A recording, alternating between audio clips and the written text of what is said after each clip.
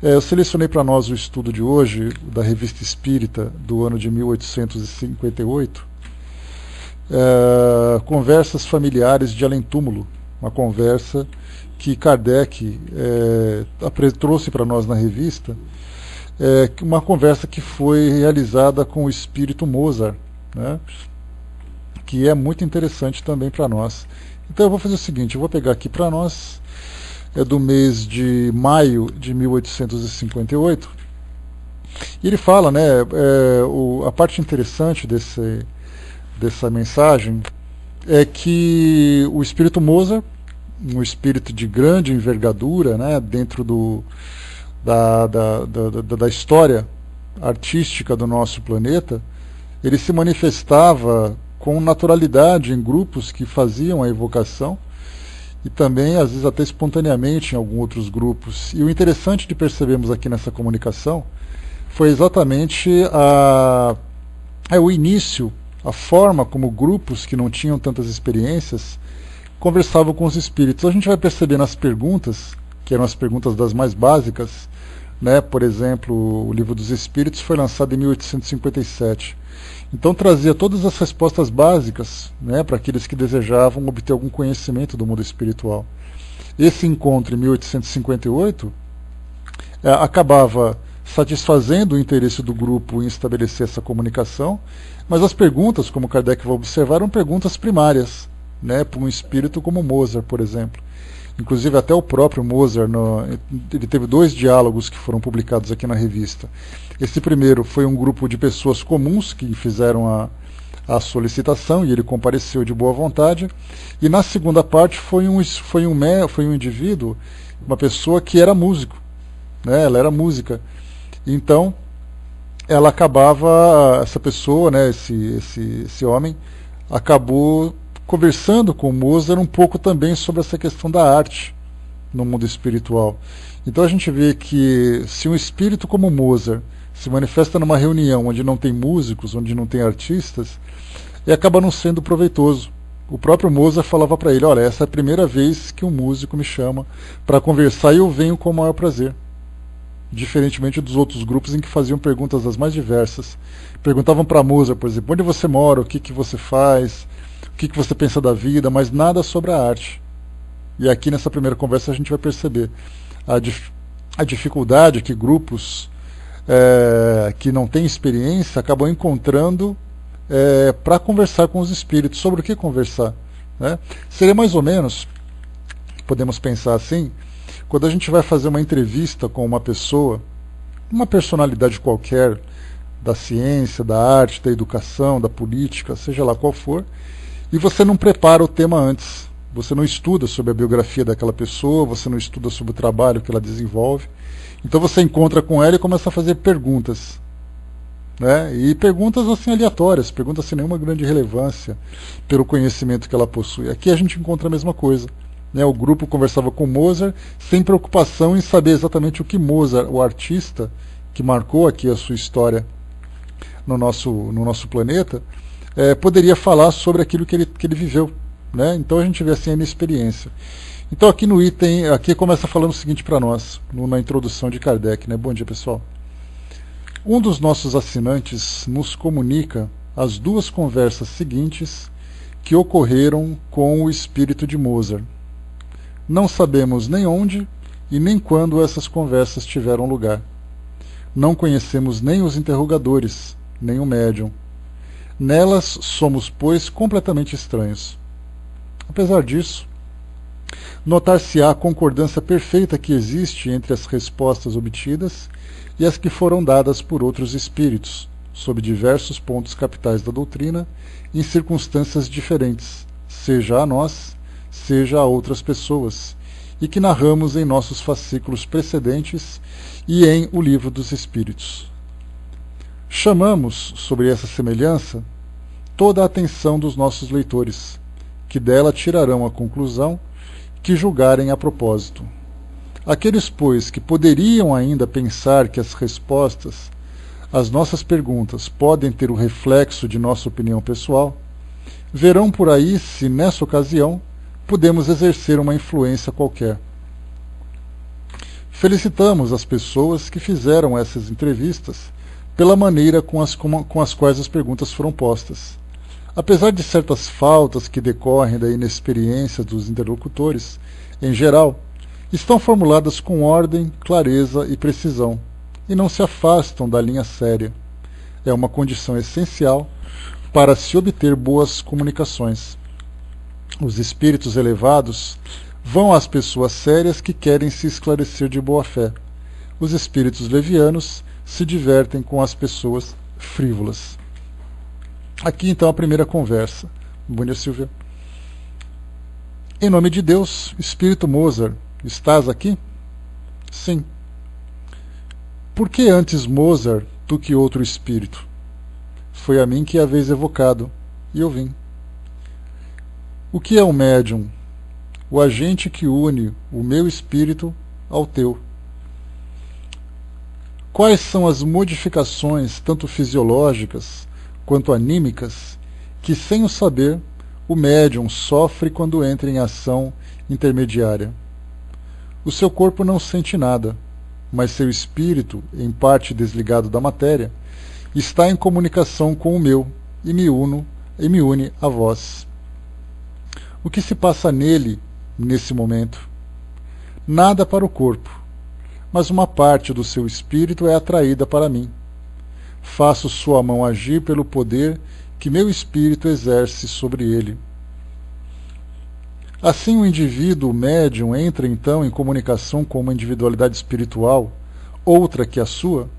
Certamente, também tu. Se seres médium, estás em relação comigo. Outra pergunta: quais são os elementos que concorrem para a produção desse fenômeno? A atração dos espíritos para instruírem os homens, leis de eletricidade física. Quais são as condições indispensáveis? É uma faculdade concedida por Deus. Até aqui a gente vê que são perguntas básicas, daquelas bem básicas, que muitas vezes nós mesmos acabamos nos perguntando, né? Tanto que assim, que quando a gente começa a conversar com o médium, pelo menos eu tenho essa característica, eu já começo a perguntar, né? Qual é a sua faculdade, o que você sente, como funciona, com que frequência, qual é o fruto da sua mediunidade. Então, é uma curiosidade natural que todos nós temos, principalmente aqueles que não são médiums ostensivos, como é o meu caso, né? Então, as perguntas são inevitáveis. E aqui a mesma coisa. Começaram então a fazer a mesma pergunta, porque já que o médium estava num estado de transe, psicografando, naturalmente ele acabava ficando incomunicável. Então dificilmente poderia responder naquele momento. E aí foi solicitado então ao espírito que desse essa pergunta básica. E é interessante, né, que eu estou lendo essas questões, dá a impressão de que a gente começou a zerar todos os nossos estudos, começando a fazer aquelas perguntas básicas, como se fosse assim no primeiro ano do nosso trabalho, né, naquele bem comecinho, naquela introdução básica.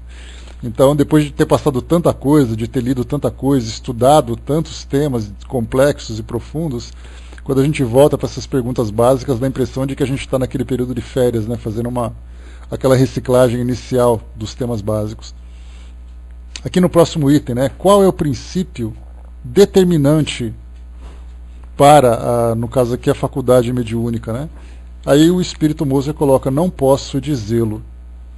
Poderias dele nos revelar as leis?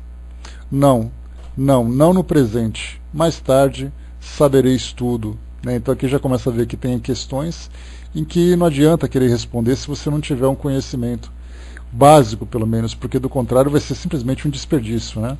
Você vai falar de coisas que ninguém compreende, vai falar de temas, né, que ninguém nunca ouviu falar, e aí não adianta você querer revelar aquilo que não é compreendido ainda. Em quais termos positivos poder-se-ia enunciar a fórmula sintética desse maravilhoso fenômeno? Coloca para nós: leis desconhecidas que não poderiam ser compreendidas por vós. Né? Então são leis aqui, leis naturais, quando se fala o intercâmbio, né, entre o perispírito, quando se fala sobre a atração dos fluidos, né? Então tem outras tantas leis que a gente vai estudando lá no livro dos médiuns, né, que já se aprofundam tanto mais nessa questão, mas aqui a princípio começa simplesmente a falar de leis desconhecidas e fica por isso mesmo. 12. O médium poderia se pôr em relação com a alma de um vivo? E em que condições? A resposta: facilmente. Se o vivente dorme, ou seja, se uma pessoa viva for evocada no estado de vigília, pode adormecer no momento da evocação, ou pelo menos experimentar um entorpecimento e uma suspensão das faculdades sensitivas. Mas muito frequentemente a evocação não dá resultado, sobretudo se não for feita com uma intenção séria e benevolente. Então a evocação de pessoas vivas que a gente já comentou, porque não basta simplesmente a gente organizar uma reunião e aí então fazer uma evocação de alguém que se encontra vivo, se não houver um propósito bem definido, até porque isso poderia ser muito fácil, por exemplo, em se tratando de pessoas desaparecidas. Olha que interessante. Aquela pessoa desapareceu, faça a evocação daquele espírito para que ele possa se manifestar e falar sobre aquilo que aconteceu com ele, e aí então trazer as revelações. Mas aí a gente acabaria interferindo, de certa forma, na questão das provas, das expiações de cada grupo, de cada pessoa, de cada família, trazendo revelações, como foi o caso, por exemplo, que eu comentei com vocês certa vez, beijão barbudinho, comentei com vocês certa vez, em que um espírito que havia sido acusado de cometer suicídio se manifestou numa reunião mediúnica, afirmando que ele tinha sido assassinado e que ele não cometeu suicídio. E aí perguntaram para ele então quem seriam os criminosos responsáveis por esse crime. E aí ele respondeu que ele não poderia fazer qualquer afirmação e quem teria a responsabilidade de fazer essa investigação seria a própria polícia. Então ele não poderia fazer nenhum tipo de afirmativa porque não haveria provas. E seria a mesma coisa, os espíritos começarem a trazer informações que a gente não sabe se são informações verídicas ou são simplesmente calúnias que estão sendo lançadas, que acabariam provocando um grande tumulto aqui no nosso meio. Por isso a gente sabe que existe uma lei que estabelece uma barreira bastante sólida entre o mundo espiritual e o mundo físico, para que não haja essa interferência. Porque do contrário, a gente lembra de imediato que o mundo espiritual teria uma grande vantagem sobre nós, pelo fato de terem conhecimentos que nós não temos. Mas aí a gente entraria também na questão do caráter, lembrando que o nosso mundo de provas e expiações é um mundo que possibilita a relação de espíritos dos mais variados níveis evolutivos. E aí então, estando no mundo espiritual, estando dotado dessa vantagem, de posse dessa vantagem, de estar falando do plano espiritual, do mundo invisível, tendo ali conhecimento e revelações para os encarnados, poderiam falar qualquer coisa que nós seríamos influenciados por isso.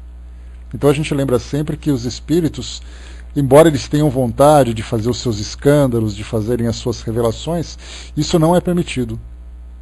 Agora, qual é a força que os impede de fazer isso? A gente não sabe exatamente definir. É simplesmente uma lei que é estabelecida. E por pior que seja o caráter daquele espírito, ele pode influenciar num processo de obsessão pela própria lei de atração, mas ele jamais pode fazer revelações sem que tenha permissão para isso. E aí a gente observa então o papel dos espíritos protetores constantemente entre nós, que o espírito desejando exercer algum tipo de influência negativa, trazendo essas revelações, eles são simplesmente impedidos de fazê-lo. Mesmo que não tenha nada, eles simplesmente sentem um medo, sentem um bloqueio, sentem um impedimento, simplesmente não o fazem. Então aqui a gente vê que, nesse caso das evocações de pessoas vivas, como é trazido para nós aqui nesse trecho da Revista Espírita, mostra que existe a possibilidade. E aí então, como acontece naqueles casos de emancipação em que há a bicorporeidade, ou a ubiquidade, que é o espírito se manifestar em dois locais diferentes. Então, um local ele se manifesta, ele se encontra fisicamente. No outro ele se materializa. O processo acaba sendo praticamente o mesmo. Em vez do espírito se materializar, ele se comunica através das comunicações mediúnicas. O item número 13. Que entendes pela palavra alma? A resposta: a centelha divina, né? E o próprio Kardec já tratou disso na introdução do Livro dos Espíritos. Os próprios espíritos já falaram sobre isso também. E mesmo assim, né, as perguntas das mais básicas continuam sendo feitas, né? Então está aqui, é a centelha divina. E por espírito? O espírito e a alma são a mesma coisa. E continua outra pergunta.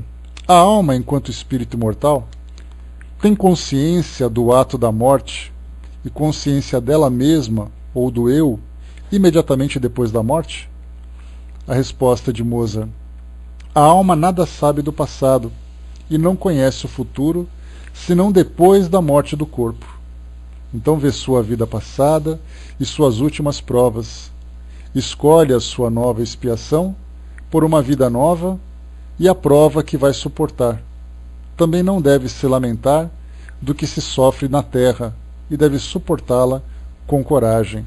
Então o que Mozart faz aqui é trazer uma visão que ele tem, certa vez uma visão diferenciada, uma visão elevada, falando sobre o conhecimento desses elementos.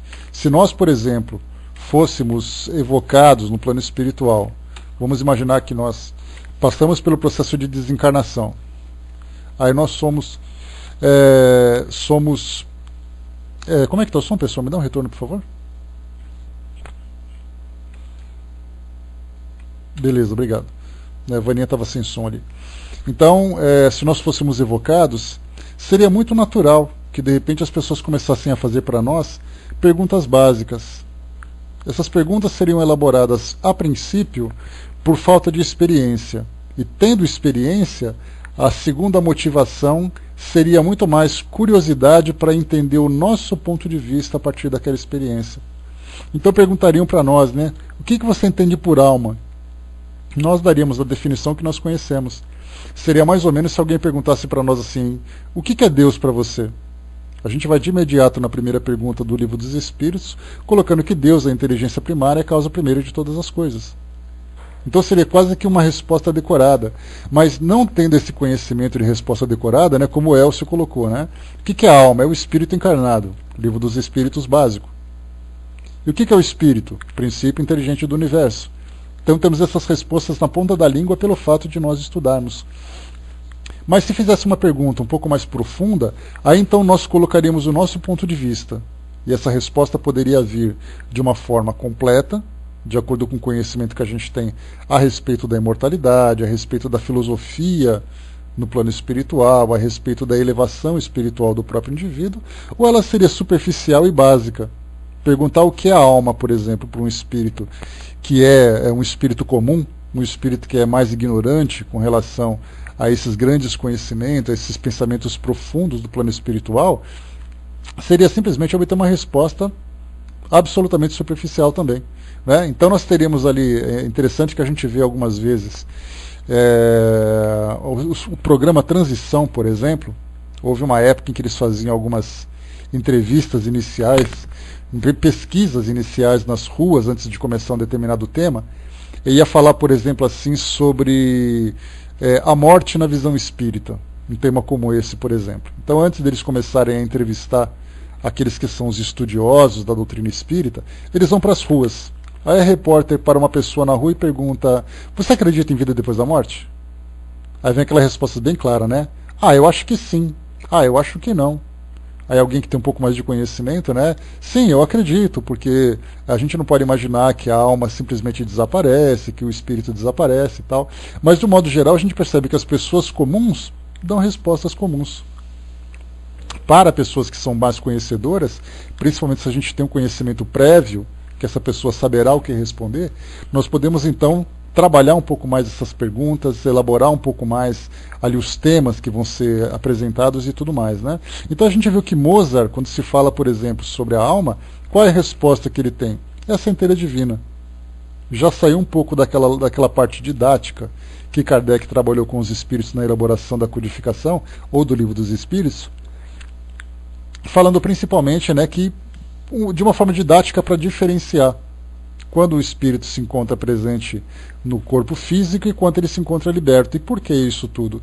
Porque se nós falarmos, por exemplo, assim, olha, eu conversei com um espírito Nesse caso a gente já sabe que você conversou com um desencarnado. Agora, eu conversei com uma alma que estava perdida ali.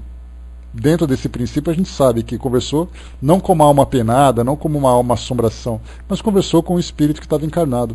Então houve a necessidade de fazer essa diferenciação para trabalhar de uma forma mais didática os temas mais complexos que a doutrina espírita apresenta para nós. Então vamos aqui agora. Colocou para nós. Tá. A alma se encontra depois da morte desligada de todo o elemento, de todo o laço terrestre? Resposta: de todo o elemento não.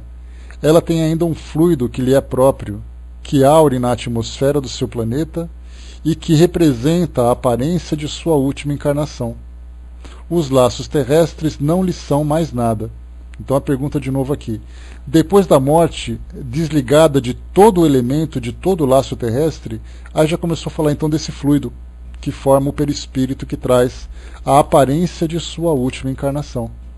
Então, Mozart respondendo para nós aqui que a ideia que se tem, né? Porque quando se fala, olha, depois que você se liberta do corpo físico, ou depois que o corpo físico morre, é muito natural a gente pensar assim, você é um espírito que vai para o céu, um espírito que vai para um paraíso, o espírito que vai para qualquer lugar. Mas do que é feito esse espírito?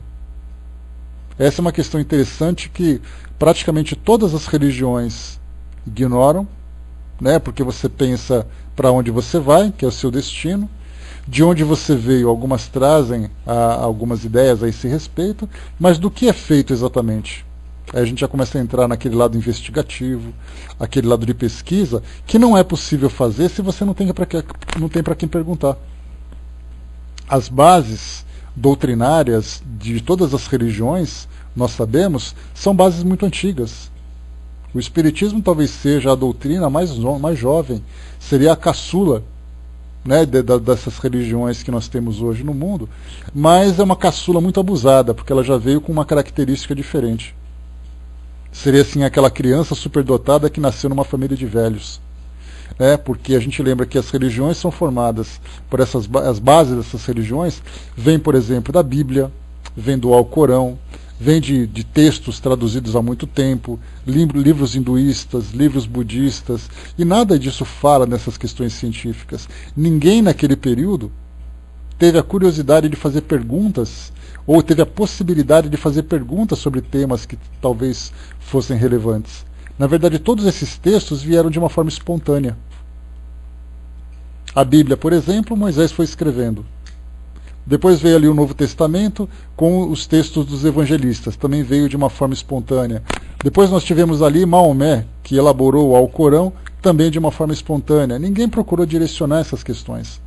Foi exatamente Kardec que teve essa possibilidade, teve essa missão, na verdade, de começar então a fazer perguntas, que eram temas relevantes realmente para satisfazer essa nossa, não apenas curiosidade, mas a necessidade do conhecimento sobre a vida espiritual, sobre a realidade espiritual. E talvez essa seja uma das grandes questões de recusa da doutrina espírita. E por que essa grande recusa? Exatamente porque não tem o título do sagrado. Não foi Deus que falou com os homens, foram os espíritos. Portanto, podem ser facilmente recusados, podem ser facilmente rejeitados. Mas é exatamente ali que nós vamos encontrar. Então nós vemos que a metodologia que Kardec utilizou para poder elaborar essas questões, então primeiro ele elaborou com conhecimento próprio, né, daquilo que ele tinha de conhecimento próprio, daquilo que ele trazia de conhecimento de outras pessoas que ajudaram na elaboração dessas questões. Né, a gente pode imaginar assim, ele conversando com outras pessoas sobre os temas que eles iam desenvolver. Que perguntas nós podemos fazer? Não foi pergunta assim a queima-roupa, trazia já tudo pronto e elas iam sendo apresentadas. É como se nós juntássemos aqui o nosso grupo hoje e eu falasse para vocês assim, olha, nós vamos fazer um encontro na semana que vem com um grupo de espíritos das mais variadas categorias e dos mais variados conhecimentos. Que perguntas nós podemos fazer para eles?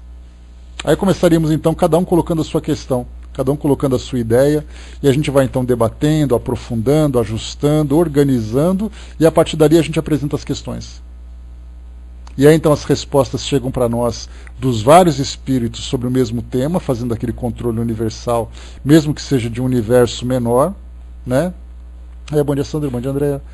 Mesmo que seja de um universo menor, mas conseguiríamos ali então estabelecer um corpo doutrinário a partir daqueles temas.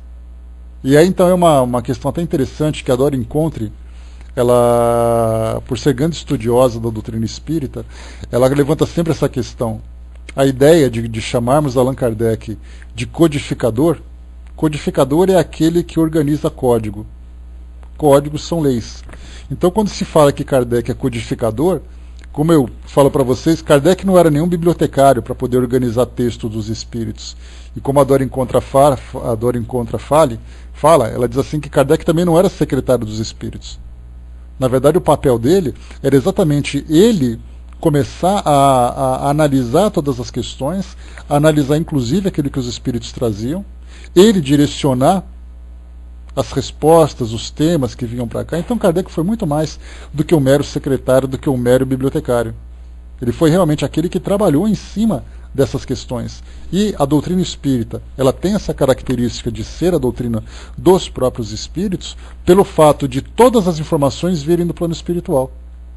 E aquilo que ele desenvolveu foi a partir dessa base, foi a partir desse conhecimento que os espíritos ofereceram, né? Então aqui o que a gente começa a ver nesse tema, né, que quando começa a falar do perispírito, quando começa a falar sobre origem e destino, né? Então, como não se tinha perguntas a se fazer naquele passado, a doutrina espírita que faz isso, que consegue fazer isso de uma forma mais completa. Que mais aqui? Uma dessa resposta da 16ª, né? Bom dia, Sônia. Ele compilou, ele desenvolveu. Talvez nós teríamos ali pelo menos 10 tarefas que ele realizou, né, Elcio? Porque, como eu falei para vocês, nós criaríamos essas perguntas, apresentaríamos aos espíritos, faríamos uma análise daquilo tudo, né? A gente vê que Kardec ele apresenta muitos dos textos, principalmente, por exemplo, né, os temas que são apresentados para nós no Evangelho segundo o Espiritismo, no livro O Céu e o Inferno. Aquilo tudo foi trabalho de Kardec. Se a gente pegar o Céu e o Inferno, por exemplo, fazer da primeira parte, aquela análise sobre céu, inferno, anjos e demônios, as penas futuras e coisa e tal, tudo isso foi ele que elaborou em cima do conhecimento que ele foi desenvolvendo. Né? Pois não foi à toa que uma pessoa daquele quilate, né, foi escolhido para poder fazer isso. No nosso caso, por exemplo, a gente até conseguiria fazer algo, né, mas a gente faz algo hoje baseado naquilo que já foi apresentado por ele. A gente simplesmente seguiria aquele modelo. E no caso de Kardec, por exemplo, ele teve que começar do zero. Não houve precedentes antes de Kardec que pudesse mostrar uma base, né, um início para esse tipo de trabalho. Então ele teve que fazer ali as perguntas. Foi aberta a possibilidade, né, olha, você está conversando com os espíritos. Aí ele pergunta assim, o que você quer saber? Aí ele falou assim, eu posso perguntar? Então é para já. Já meteu ali 400 e tantas perguntas no começo, depois dobrou para 1000 e tantas, e se tivesse oportunidade, como eu falei para vocês, nos tempos atuais, seriam de 5.000 para 10.000 perguntas que ele faria. De tanto conhecimento que nós tivemos de lá para cá, nesse século e meio que se passaram, né, de tantas experiências novas que aconteceram, tantas situações que poderiam ser questionadas, coisa que infelizmente a gente não faz hoje, né? E olha que não existia internet realmente, né, Silvia? Então aqui agora a 17ª questão, tá? Pessoal, eu estou fazendo aqui a leitura de uma entrevista com o espírito Mozart, na Revista Espírita de 1858, diferentemente daquilo que eu tinha prometido para vocês para falar sobre música celestial, lá do livro Obras Póstumas, que a gente vai fazer isso na próxima quarta-feira. Tá? Então que isso aqui fique como um complemento daquilo que nós estudamos no livro dos médiuns que nós fizemos ontem, e também como introdução para o próprio livro Obras Póstumas para a semana que vem, né? Proibido, bom dia, Sônia. Bom, a alma, no caso da pergunta, ela sabe de onde vem e sabe para onde vai? Mozart responde aqui, a 15ª responde a isso. A 15ª que nós colocamos, né? A alma nada sabe do seu passado e nada conhece do seu futuro, senão depois da morte do corpo. Então vê sua vida passada e suas últimas provas, e escolhe a sua nova expiação por uma nova vida, e a prova que vai superar. Também não se deve se lamentar do que sofre na terra e deve suportá-la com coragem. Ou seja, no plano espiritual, o espírito, conforme o seu grau de elevação, o seu grau de conhecimento, ele consegue se aprofundar mais nessas questões. Mas é um fato que acontece com muita raridade. Por que isso tudo? Porque a grande maioria dos espíritos que se encontra dentro do nosso planeta são espíritos que vivem ainda resolvendo questões pessoais da sua vida, tentando buscar a sua felicidade, tentando buscar a resolução dos seus problemas, das suas dificuldades. Então não fica pensando naquela questão de será que, de onde eu vim, para onde eu vou. Ele está preocupado com o que está sofrendo, está preocupado com o que está acontecendo no seu dia a dia.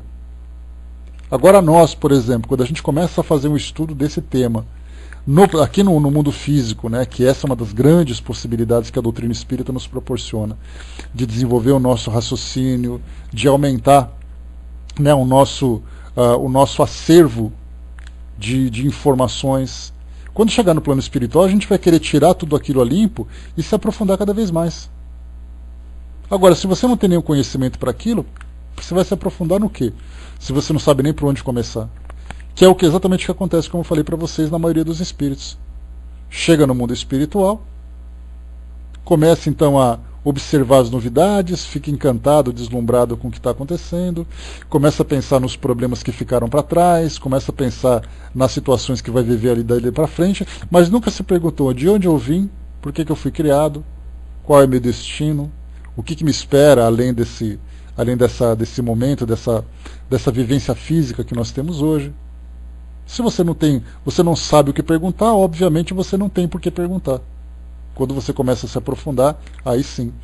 Essa é uma das grandes vantagens que muitos espíritas, a maioria pelo menos, acaba encontrando quando desencarna. Chega no mundo espiritual e já começa. Cadê o livro dos espíritos? Cadê o evangelho? Cadê o livro tal? Eu quero começar a tirar limpo. Cadê fulano que eu quero perguntar para ele? Cadê aquela descrição que eu li naquele outro livro? Então a gente já começa a ficar naquele espírito investigativo, né? Naquela curiosidade saudável que faz com que a gente se aprofunde cada vez mais nessas questões, né? Sônia, a nossa sala ela abre todos os dias de segunda a sexta às 9 horas da manhã e vai até às 10h30, com exceção de sexta-feira que vai até às 10 horas. Tá? Seja bem-vinda. Bom, item 18. A alma não leva nada com ela deste mundo? A resposta: nada, senão a lembrança de suas boas ações, o arrependimento de suas tarefas e o desejo de ir além, de ir para um mundo melhor. Então, na verdade, o que essa alma acaba encontrando, acaba levando, é exatamente isso, né? Nada de material, a não ser lembrança de boas ações e arrependimentos. Então, lembrança das boas ações, arrependimentos das faltas. E o desejo de ir para um mundo melhor, quando ele tem essa compreensão de que existe algo além daquilo que ele vive agora. Só que quando a gente fala sobre essa questão dos arrependimentos das faltas, a gente tem ali umas subdivisões que nós podemos acrescentar. Quais seriam essas subdivisões? Colocar, por exemplo, culpas, colocar medos, complexos, tudo aquilo que a psicologia, vista da perspectiva do plano espiritual, pode nos oferecer. Então, muito mais do que o espírito leva arrependimento, muitas vezes ele leva raiva, muitas vezes ele leva mágoas, leva angústias, leva, sei lá, tantos conflitos íntimos que ele acaba levando consigo, né? E ele demora muito para resolver. E esse é o estado de perturbação que a gente começa a observar dos espíritos que chegam. Não é somente uma questão de desorientação do plano espiritual, é até mesmo uma questão de recomposição. O egoísmo, na verdade, Sandra, ele acaba levando ao indivíduo a criar consequências, e são essas consequências que ele leva consigo, né? As lembranças, as ideias, porque ele teve um comportamento egoísta. Agora, os seus valores ele vai transformando com o passar do tempo. E continua aqui para nós. Ela, a alma, abarca de um golpe de vista retrospectivo o conjunto de sua vida passada, ou seja, de uma única pancada, né, de uma única vez ele consegue observar todo o seu passado, todas as suas experiências anteriores? A resposta: sim, para servir a sua vida futura. Lembra que nós conversamos ontem a respeito da visão que os espíritos oferecem para nós, do plano espiritual? Kardec colocou no livro Obras Póstumas, no livro dos médiuns, na verdade, a questão de entrevistarmos os espíritos vulgares. Não vulgar no sentido vulgar da palavra, né? No sentido de inferioridade moral, de baixo calão. Ele fala os espíritos vulgares, quer dizer os espíritos comuns. Porque ele diz assim para nós que quando você quer conhecer o dia a dia do que acontece no plano espiritual, você pode até perguntar para um espírito de alta envergadura, um espírito superior, mas ele vai dar a visão superior a dele da vida. Aí nós podemos comentar assim, trazer como exemplo: se você quer conhecer uma empresa, você não pode perguntar apenas para os diretores, você tem que perguntar também para os funcionários de hierarquias mais baixas. Desde aquele que trabalha, por exemplo, na faxina, aquele que é o atendente, aqueles que são os auxiliares, aqueles que são os chefes de seções, os gerentes. Tem que perguntar para todo mundo. Porque o empresário da empresa ele vai dizer assim, não, porque a empresa é maravilhosa, porque aqui nós damos oportunidades para todo mundo tem plano de carreira, todo mundo tem um bom salário. Aí você pergunta para um funcionário lá embaixo, o que você pensa da empresa? Ah, aqui a gente trabalha demais, ganha pouco, a gente podia ter mais férias. Então a gente vai vendo pontos de vistas diferentes de acordo com o nível em que o indivíduo se encontra. Nesse caso, aqui, por exemplo, conversando com Mozart, ele diz assim para nós, né, que o espírito veria, num único golpe de vista, todo o seu passado. E a pergunta é, mas se nós temos espíritos que chegam no mundo espiritual e sequer têm consciência que desencarnaram, como é que eles podem ter um ponto de vista para ver toda a sua vida retrospecta? Então a gente sabe que isso vai acontecendo gradualmente, conforme o espírito vai se adaptando, conforme ele vai tendo uma compreensão maior, conforme ele vai tendo uma aceitação da sua nova condição. Aí então os seus horizontes vão expandindo, podemos dizer assim. Então as coisas não acontecem de uma hora para outra. Você chega no plano espiritual e você já começa a ter uma visão de tudo. Nós sabemos que temos aqueles espíritos que dizem assim, o que aconteceu? Por que ninguém mais fala comigo? Ah, mas você não percebeu que você morreu? Eu morri? Aí ele tem aquela surpresa. A Sônia colocou para nós, né, observei que uma pessoa próxima de sua partida parece que sente que está indo, sem ter consciência disso. Né? Será que estou errado? Desculpe se eu sendo inoportuno. Pelo contrário, tá? O estudo é interativo, tá, Sônia? Pode participar à vontade, coloca a sua opinião que a gente vai lendo e vai conversando sobre ela. Então, o que a gente tem nesse caso, que você colocou, Sônia, também não é uma questão geral. Tá? Se você pega, por exemplo, porque o desencarne, de modo geral, né, ele pode apresentar para nós várias características. Então você tem desde aquele que passa por uma doença, que vai gradualmente, né, fazendo com que ela vá se afrouxando aqueles laços que prendem ao corpo físico, o seu corpo vai se degenerando, o seu espírito vai se soltando um pouco mais, então ela vai começando a ter esse pressentimento dessa entrada quase que antecipada no mundo espiritual. Mas e aqueles casos, por exemplo, de pessoas que desencarnam repentinamente? No caso de um acidente, no caso, por exemplo, de um crime que ela praticou. Então a gente vê assim que nós temos casos diferentes para situações diferentes. Nós temos aqueles que começam a pressentir esse retorno ao plano espiritual e essas pessoas podem reagir das formas mais variadas. Aqueles que começam a aceitar com tranquilidade, porque compreendem, eles têm assim aquela lucidez de entender que o seu corpo está se destruindo, que uma doença está fazendo com que o seu corpo comece então a se degenerar, começa a perceber que as pessoas à sua volta estão ficando mais sensíveis, ela começa a aceitar essa condição, apesar dos seus medos, apesar de todos os questionamentos que ela faz e tudo mais. Então é natural que ela comece a aceitar assim. Mas de um modo geral, nós temos muitas pessoas que quando começam a perceber que a coisa está ficando complicada e que a possibilidade dela morrer, porque é assim que ela entende, que a possibilidade dela morrer é uma possibilidade real, ela pode começar a entrar em pânico. Ela pode começar a ficar mais ansiosa, mais angustiada, mais deprimida. Então cada um reage de uma forma diferente. Né? Pode ficar revoltado também, cada um reage de uma forma diferente. Né? A Sônia colocou, falo porque pessoa muda, fica mais generosa, procura resolver tudo, todos os problemas. Aquelas que têm essa consciência e esse estado mais elevado de espírito. Mas muitos outros, quando começam a perceber que isso vai acontecer, ela se torna mais agressiva. se torna mais fechada dentro de si mesma. Por isso mostra que cada pessoa reage de um modo completamente diferente. Então a gente pensa assim, né? Tivemos 10 pessoas que desencarnaram por causa de um infarto. Ótimo, 10 pessoas desencarnaram. Cada uma reagiu de um modo completamente diferente. Isso de acordo com a influência, de acordo com o atendimento, de acordo com o tempo que isso levou, de acordo com a bagagem que cada uma teve. Feliz daquela que conseguiu se preparar no plano para adentrar o plano espiritual, tendo uma conduta de desapego, de aceitação.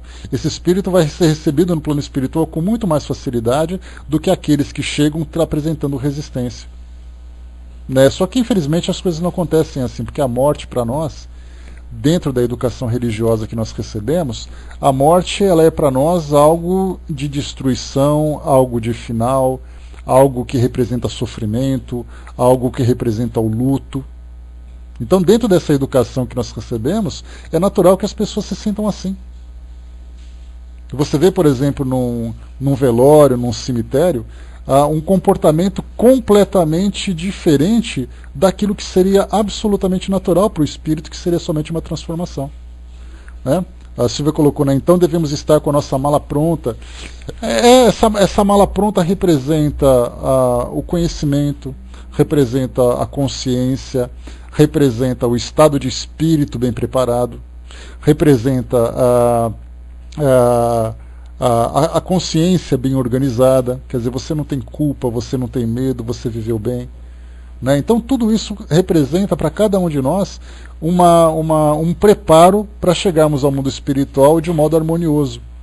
Quando a gente fala em viagens, por exemplo, vamos fazer uma grande viagem, fazer um turismo por qualquer lugar do mundo aí durante um mês. Aí nós preparamos a nossa bagagem, preparamos ali os nossos documentos, preparamos os nossos recursos, já antecipamos para onde nós vamos lá, fazemos o nosso roteiro e tudo mais. Para o caso da morte, por exemplo, não acontece isso. Todo mundo é pego desprevenido, as malas não estão prontas, não tem recursos, não tem conhecimento, não tem preparo emocional para isso, a pessoa é praticamente arrastada para o outro lado. No caso de arrastamento, a gente sabe que ninguém gosta de ser arrastado sendo levado daquilo que não gosta, sendo tirado daquilo que não gosta, do local que não gosta. Daí então a gente vê, né, o trabalho que existe no mundo espiritual. Nós temos milhares de pessoas, se não milhões de pessoas que desencarnam todos os dias, e milhões ou milhares de pessoas, que nascem todos os dias. Então aquela música do Milton Nascimento que eu sempre gosto de comentar com vocês, né? Quando fala chegadas e partidas, né? Todos os dias é um vai e vem, a vida se repete na estação, tem gente que chega para ficar, tem gente que vai para nunca mais, tem gente que vem só olhar, tem gente que vem quer ficar, tem gente que só sorri a chorar, mais ou menos assim essa música. Depois vocês ouçam ela com mais calma depois, vai no YouTube e coloca lá chegadas e partidas, né? Nessas chegadas e partidas a gente começa a ouvir, né? Coloca assim, Sandra, chegadas e partidas Milton Nascimento, e presta bem atenção na letra, porque ela, claro que ela não é uma música espírita, mas ela poderia se encaixar perfeitamente dentro dessa realidade da vida que nós temos hoje. Então quando a gente fala dessa estação que é a vida das chegadas e partidas, a gente vê que muita gente está sendo arrastada para partir, muita gente está sendo arrastada para chegar, outros estão se despedindo naturalmente para poder aceitar essa partida, outros estão sendo recebidos com muita felicidade por estarem chegando. Então esse dinamismo, essa dinâmica da vida, encontros e despedidas. Obrigado, Lívia. Ainda bem que você chegou para me ajudar. Né? Então tá ali, encontros e despedidas, chegada de partida, encontro e despedida, tá tudo ali, né? Eu só errei as palavras, mas a ideia está ali certinho. Né? Então, ouçam essa música que vocês vão perceber de como funciona, né, essa dinâmica que a gente vai aprendendo. Então o que a doutrina espírita nos proporciona é exatamente isso. É saber que a nossa vida ela pode se transformar de uma hora para outra sem que estejamos preparados para isso. Mas a partir do momento que nós começamos a tomar consciência, mesmo que nós sejamos pegos de uma forma desprevenida, nós aceitamos, porque compreendemos a dinâmica. Tá ali, ó, para quem quiser é só copiar esse link que a Vaninha colocou, e depois, claro que vocês vão fazer isso depois do nosso estudo, porque vocês são alunos comportados, Ninguém vai ficar prestando atenção no meio da bagunça, né? No meio do nosso estudo, senão vira bagunça. Bom, continuando aqui para nós, né? Tá ali. Então agora o item número 20. A pergunta: ela, a alma, entrevê o objetivo da vida terrestre e a significação, o sentido dessa vida, assim como o curso que lhe fornecemos com respeito à vida futura? Olha só a pergunta que foi feita, hein? Se a alma consegue entrever, né, compreender ali o objetivo da vida terrestre e o significado, o sentido da vida. Nós temos a compreensão do significado do sentido da vida? A alma desencarnada, né, o espírito, no plano espiritual, consegue ter essa compreensão também? A resposta de Mozart diz o seguinte: sim, ela compreende a necessidade de depuração para chegar ao infinito. Quer se purificar para alcançar mundos bem-aventurados. Sou feliz, mas não estou eu já nos mundos onde se goza da visão de Deus. Então, a resposta de Mozart diz que a alma, quando chega no plano espiritual, ela faz tudo para poder se melhorar. E a gente pensa assim, mas todas as almas pensam assim?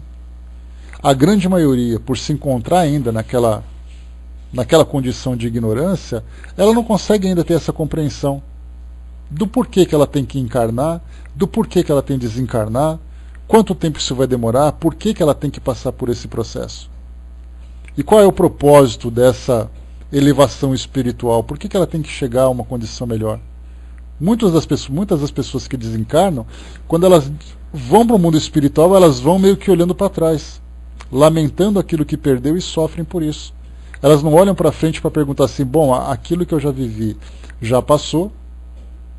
Eu não falo da saudade das pessoas que amou. Muito diferente disso, porque o amor ele continua ligando as pessoas. Eu falo da vida que ele deixou para trás. Eu tenho saudade do meu emprego, tenho saudade do meu dinheiro, tenho saudade do lugar onde eu morava, mas saudade do quê? Se o plano espiritual é o nosso mundo verdadeiro, é a nossa pátria verdadeira. E a vida no plano espiritual dos mundos felizes sequer se compara com a realidade do mundo físico. É o materialismo ainda, sem dúvida, porque a pessoa não consegue ver nada além daquilo que ela vive. Quando nós estudamos, por exemplo, aquilo que a doutrina nos apresenta e começamos a perceber sobre a imortalidade da alma, a variedade dos mundos que tem aí à nossa frente, os mundos mais elevados, o estado de felicidade verdadeira que nós podemos alcançar, a gente olha para a nossa vida e fala assim, eu quero é mais embora. Se eu puder levar comigo as pessoas que eu amo, melhor.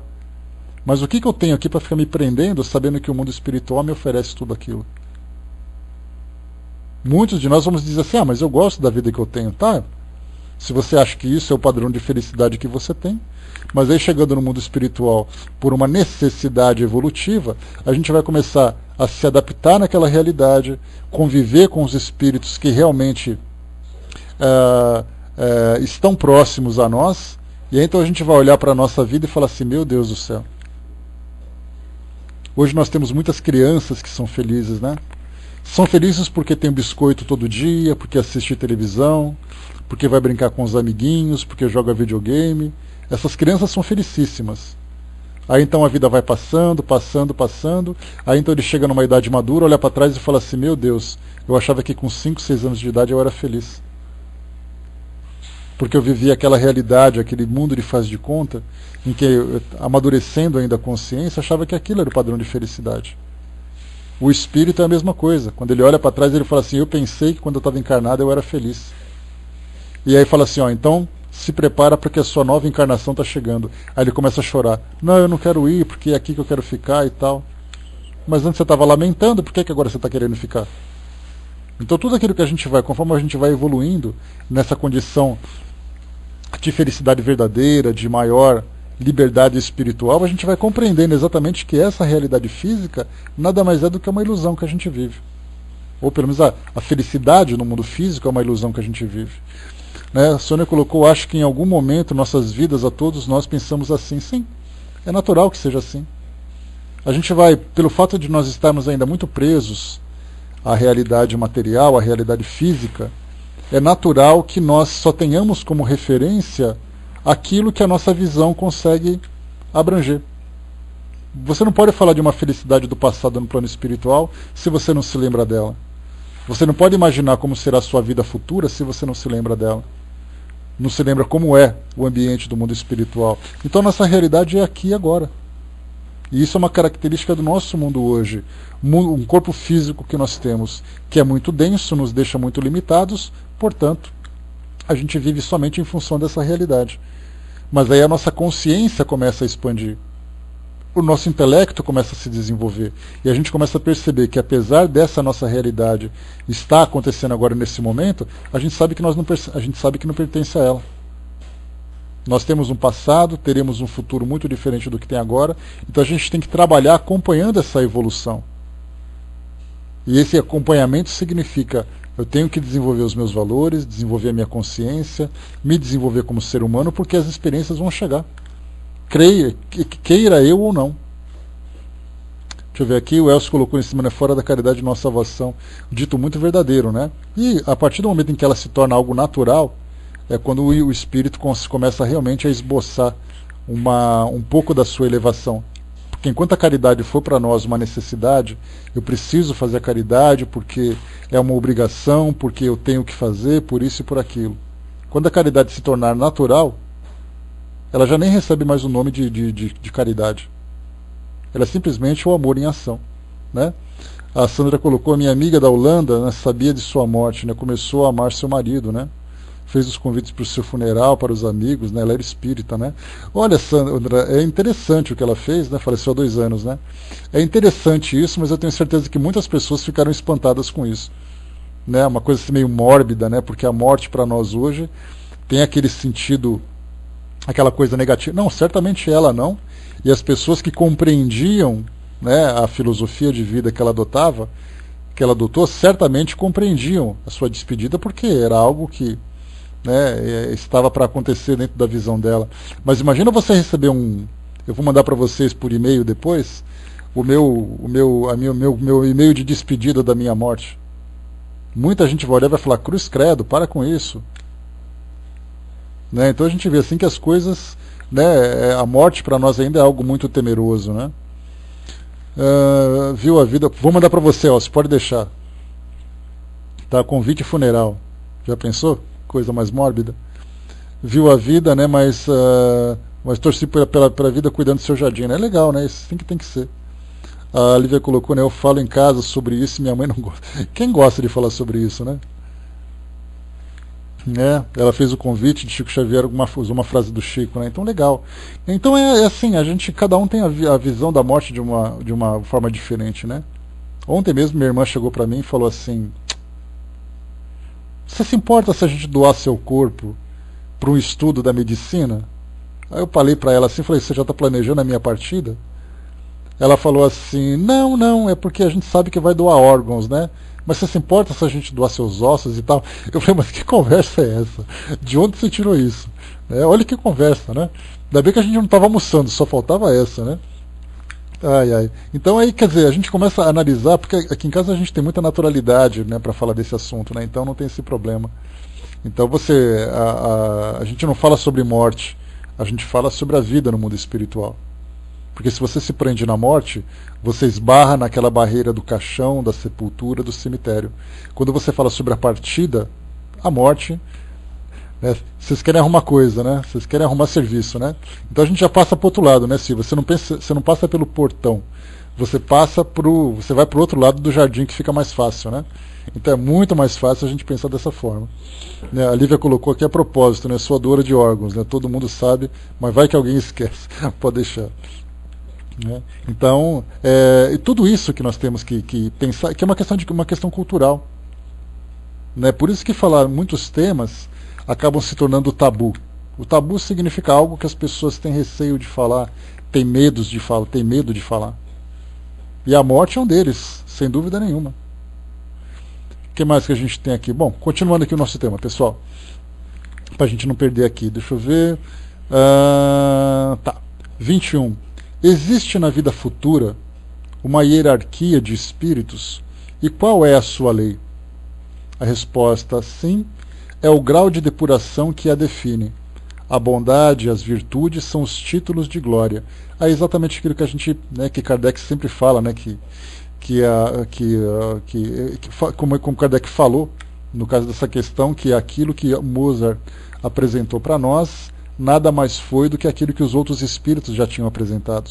Então, quando a gente fala sobre hierarquia no plano espiritual, a gente fala que o espírito adquire um grau de elevação conforme ele vai se depurando, desenvolvendo em si mesmo o amor, a compreensão, a sabedoria. Isso que mostra a sua elevação e essa a sua autoridade moral. Diferentemente do que acontece aqui no nosso mundo físico, em que a hierarquia é estabelecida dentro de um padrão social, dentro de um padrão intelectual, dentro de um padrão de influência, muitas vezes até através da força. No plano espiritual não, é o contrário.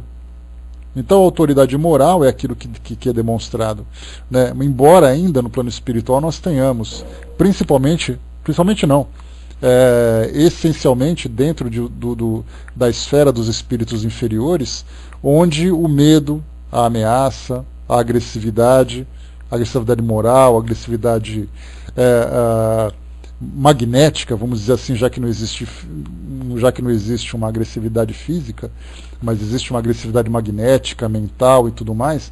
Então ali há entre os espíritos uma outra hierarquia baseada na subjugação daqueles que são os inferiores. Nas esferas superiores existe a elevação exatamente pela capacidade de amar.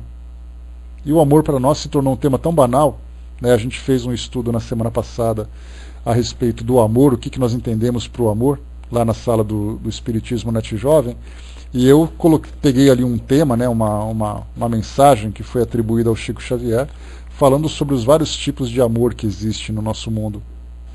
Desde aquele amor equilibrado, o amor positivo, até o amor negativo, né, o amor adoecido, o amor desequilibrado, o amor sofredor e tudo mais, né? Então, é independente da paixão. Então é esse amor que, quando ele se desenvolve, ele começa então a fazer com que o espírito se eleve nessa hierarquia do plano espiritual. Questão 22. É a inteligência, enquanto força progressiva, que lhe determina a marcha ascendente? A resposta: sobretudo as virtudes. O amor ao próximo acima de tudo. Essa pergunta que fizeram a Mozart é muito interessante, porque ela nos remete ali ao Livro dos Espíritos, quando a gente pensa assim, mas o espírito mais elevado é o espírito mais virtuoso ou é o espírito mais inteligente? Nós, obviamente, já sabemos as respostas, mas os espíritos sempre nos lembram que uma coisa depende da outra. Que, como os espíritos dizem no Livro dos Espíritos, primeiro nós nos tornamos inteligentes, depois nós nos tornamos generosos, virtuosos. E aí então, juntando a virtude com a inteligência, nós alcançamos a sabedoria. Porque a sabedoria é exatamente a junção dos dois. Mas o que significa a inteligência? A inteligência, nós não falamos de inteligência intelectual no sentido de conhecimento, do conhecimento acadêmico. Quer dizer, então, que o espírito, para poder ser inteligente, ele precisa receber diplomas e mais diplomas. Nós falamos da inteligência no sentido dele conseguir se desenvolver na sua vida física, na sua vida intelectual, de saber fazer as melhores escolhas, de saber fazer um planejamento do seu futuro, de ter uma compreensão do seu passado. Isso é inteligência. A gente muitas vezes confunde, como eu falei para vocês, a inteligência com títulos, com diplomas. Eu sou inteligente porque eu já fiz tantas faculdades, porque eu já alcancei tantos graus de pós-graduação, porque eu trabalho naquela empresa num posto que exige um alto conhecimento e eu tenho um grande salário. A gente não fala dessa inteligência. Isso aí é conhecimento. Conhecimento que só diz respeito ao mundo físico. Se eu falar para vocês, por exemplo, olha, eu sou uma pessoa que conseguiu alcançar o título de doutor em economia. No plano espiritual, isso vai me servir para quê exatamente? Se lá eu não mexo com economia, se lá eu não mexo com dinheiro. Ah, eu sou um doutor em genética. Como espírito, você vai fazer o que com a genética? Então a gente começa a perceber que o conhecimento intelectual, aliás, o conhecimento que nós alcançamos aqui no mundo físico, é um conhecimento que diz respeito ao nosso mundo físico. Então aqui, nesse caso, nós conseguimos nos destacar e inclusive desenvolver grandes trabalhos. Nos desenvolver, auxiliar no desenvolvimento da nossa sociedade, etc. e tal. Mas quando nós falamos desse conhecimento no plano espiritual, de nada adianta. Pensar, por exemplo, assim, olha, eu sou um engenheiro. E fazendo o curso de engenharia civil, eu vou aprender sobre estruturas, sobre materiais, sobre projetos, etc. e tal. Tá, você acabou de sofrer um infarto e desencarnou. Você vai fazer o que com esse conhecimento no mundo espiritual? Você vai construir o que lá no mundo espiritual? Então a gente vê que não é desse conhecimento que a gente está falando. A gente não fala de um conhecimento acadêmico, a gente não fala de um conhecimento profissional, a gente fala de um conhecimento da vida.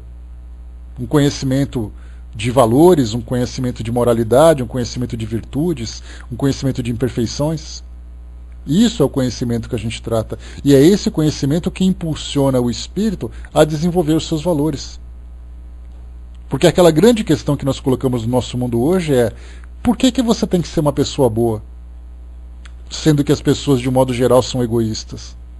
Por que você tem que ser generoso? É uma pergunta interessante. Me fala, por que você tem que ser educado com as pessoas?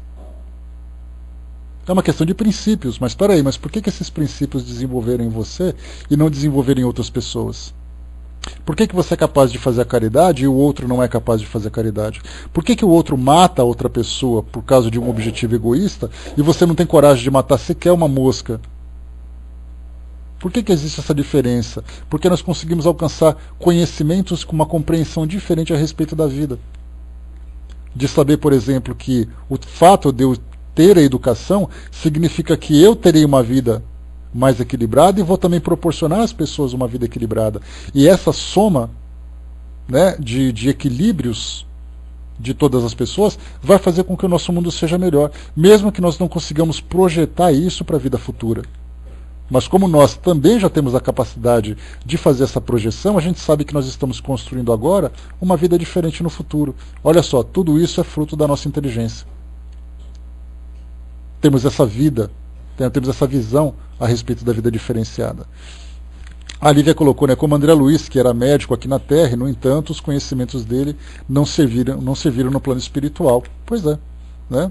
Deixa eu ver aqui, o Elcio também lembrou aqui de André Luiz, né? Deixa eu ver aqui, ser diferente às vezes incomoda muitos, né? Daí o exemplo atinge a muitos.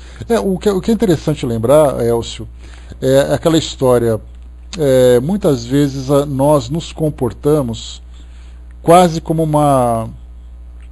uma consciência coletiva. Né? Por que isso tudo? Porque nós nos comportamos quase que da mesma forma. Todos nós somos influenciados pelas mesmas culturas, todos nós somos influenciados pelas mesmas crenças, pelos mesmos valores. E nós sabemos que o nosso mundo hoje, infelizmente, se encontra bastante desequilibrado. O nosso mundo hoje. Mas aí você decide se comportar de um modo diferente. Ah, mas as pessoas são egoístas. Né? Como Madre Teresa de Calcutá se comporta, como eu já passei para vocês aquela mensagem que é belíssima, né? Diga-se de passagem. Então as pessoas podem ser egoístas. E a pergunta e a questão é, tudo bem, seja generoso você mesmo, né, a si mesmo. As pessoas podem achar que você é interesseira fazendo bem. Faça o bem a si mesmo. As pessoas podem achar que você é caridosa por falsidade. Seja caridosa a si mesmo. Quer dizer, então quando a gente começa a fazer um caminho contrário daquilo que a tendência do nosso mundo hoje faz, certamente acaba sendo visto de um modo diferente e acaba incomodando também. Principalmente. Né? Então isso que a gente começa a perceber nessa nossa relação hoje dentro da nossa sociedade, mas principalmente o nosso compromisso que nós temos de evoluir espiritualmente. A gente sabe que tem que se comportar dessa forma, mas a esmagadora maioria das pessoas não sabe disso. Né? Somos, às vezes, não sempre criticados por isso, né, André? A Lívia colocou, né, acho que é como uma sala de aula, né? O professor explica um assunto, mas cada um tem uma percepção. Sim, aqueles alunos que são mais esforçados, mesmo que não tenham compreensão, eles vão em busca de ajuda, busca de esclarecimento. Para aqueles que não se incomodam e acham que essa sala de aula é para ele uma grande tortura, ele quer mais se distanciar disso. Então, por isso a gente vê que a inteligência ela se desenvolve primeiro. Depois, quando a gente começa a entender o porquê das coisas, o nosso comportamento começa a mudar como uma consequência natural. E aí então começa o desenvolvimento das virtudes. Então são dois valores, virtudes e conhecimento. Virtude e inteligência. A inteligência é aquela que começa a impulsionar. A virtude vem como consequência. E, como duas asas, né, para fazer com que o anjo voe, a inteligência e a virtude têm que estar as duas muito bem desenvolvidas. Do contrário, vai ser aquele anjo de asa quebrada, ou aquele anjo de asa torta ainda, que não consegue voar adequadamente. Né? A percepção é essa que se desenvolverá com o interesse do ser. Né? Exatamente aquilo que, falando da Lívia lá em cima. Então, para a gente poder fechar aqui, pessoal, nossa última questão de hoje. Lembrando que a gente está falando aqui do espírito Mozart. Né? Olha, por coincidência... Não foi por coincidência, não. Tem aqui mais algumas questões. 23, 24 agora. Ah, tá aqui, ó. A hierarquia dos espíritos fará supor uma outra de residência. Essa última existe e de que forma nessa hierarquia? A inteligência, dom de Deus, é sempre a recompensa das virtudes. Caridade, amor ao próximo. Os espíritos habitam diferentes planetas, segundo o seu grau de perfeição. Neles gozam de mais ou menos felicidade. Né? Então temos ali essa condição dos espíritos, que conforme ele vai se elevando espiritualmente, ele vai, na verdade, se distanciando daqueles espíritos que não acompanham a sua evolução. 24. O que é preciso entender por espíritos superiores? Espíritos purificados. Né? E, na verdade, a gente pode abranger um pouco mais. Espíritos superiores são aqueles espíritos que estão acima de nós em conhecimento e em virtudes, de um modo geral, que estão acima de nós em sabedoria. Nosso globo terrestre é o primeiro de seus degraus, o ponto de partida, ou viemos de mais baixo? Resposta de Mozart: há 2 globos antes do vosso, que é um dos menos perfeitos. Né? Olha só que interessante. Né? A gente já viu que o nosso planeta, segundo os espíritos disseram no Livro dos Espíritos, que o nosso planeta é um dos mais atrasados do universo. E Kardec, quando ele fez aquela graduação, né? Quando fez aquela graduação dos mundos, ele começa primeiro a falar dos mundos primitivos, onde os primeiros espíritos, já na condição humana, começam a encarnar. Depois vem o mundo de provas e expiações, que é a nossa condição hoje. Depois vem o mundo de regeneração, os mundos superiores e depois os mundos angelicais. Então nós temos ainda muito que caminhar. Né? E conforme Mozart colocou para nós aqui, né, nós estamos ali entre os mais primitivos e tem outros mundos abaixo do nosso ainda. 26. Qual é o mundo que habitais? És feliz? A resposta: Júpiter. Nele gozo de uma grande calma. Amo todos aqueles que me cercam. Não temos mais ódio. Aí aquela questão, né, da habitação em Júpiter, que Kardec já trouxe para nós aqui no Livro dos Espíritos, que fala um pouquinho sobre a vida em Júpiter, sobre as condições de vida dos habitantes, né, e tudo mais, que acaba, como ele coloca para nós também, ele diz assim: olha, eu passo para vocês essa informação muito mais a título de inventário do que como uma afirmação doutrinária. Então, já que os espíritos falaram sobre isso, especialmente Mozart falou sobre esse mundo, então eu passo para vocês de novo para que vocês tenham o mesmo conhecimento que eu tive. Mas daí fazer qualquer tipo de afirmativa de que isso é realmente uma questão definitiva, aí Kardec já se reservou, né, a deixar que no futuro isso se torne mais claro. 27. Se tens lembrança da vida terrestre, deves lembrar dos esposos A, né, quer dizer, um casal que ele conheceu, de Viena. Haveis revisto todos os dois depois da morte? Em qual mundo e em quais condições? A resposta de Mozart, né, que já é uma pergunta pessoal: não sei onde estão, não posso dizer-te. Um é mais feliz do que o outro. Por que me fala deles? Né, então o papo estava acontecendo até que a pessoa fez uma pergunta pessoal do nada, assim, né? Mas só uma questão de curiosidade. E para poder fechar, 28. Podes, por uma única palavra indicativa de um fato capital da vida, que não podes haver esquecido, fornecer-me uma prova certa dessa lembrança? Eu te suplico dizer essa palavra. A resposta que ele deu então foi amor e reconhecimento. Né? 2 palavras que ele acabou dando, falando sobre aquilo que ele viveu, da vida dele, né, quando estava encarnado.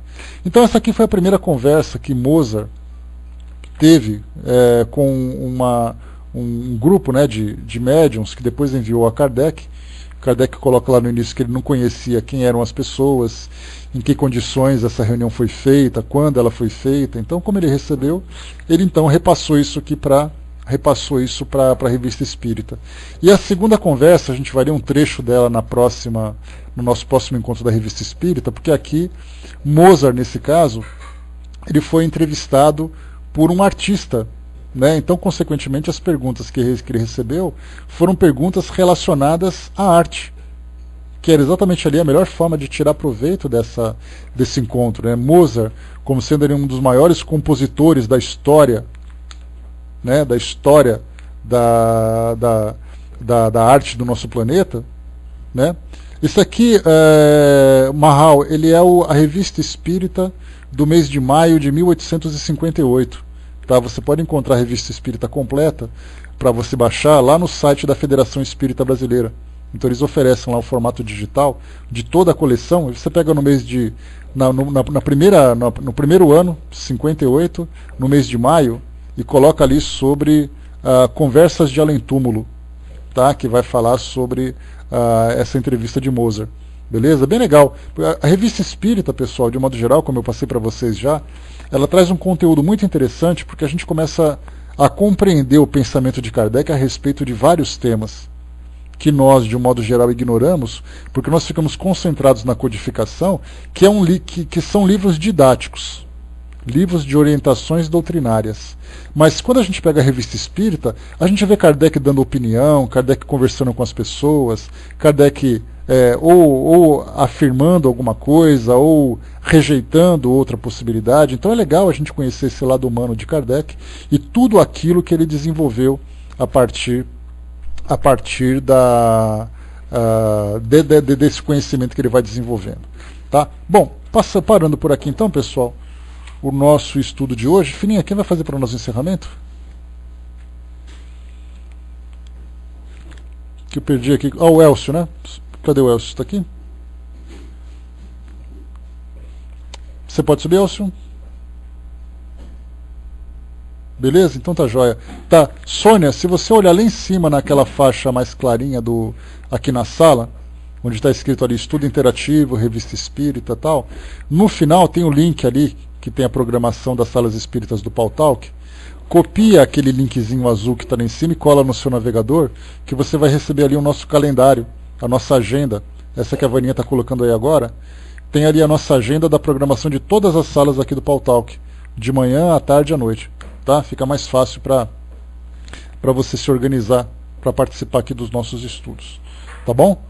Bom, vou passar para o nosso amigo Elcio, que vai fazer um encerramento para nós. Então, mais uma vez, né, eu fiz só uma pequena alteração na nossa programação de hoje, que na próxima quinta-feira, quando a gente fizer de novo o estudo do Obras Póstumas, a gente vai voltar então a falar de música celestial e música espírita. São dois temas que vão ser falados, tá, ali no livro. Aliás, vai ser um estudo que vai demandar alguns dos nossos encontros, porque são textos um pouco longos, mas que certamente bastante proveitosos também. Tá? Vou passar para o nosso amigo Elcio.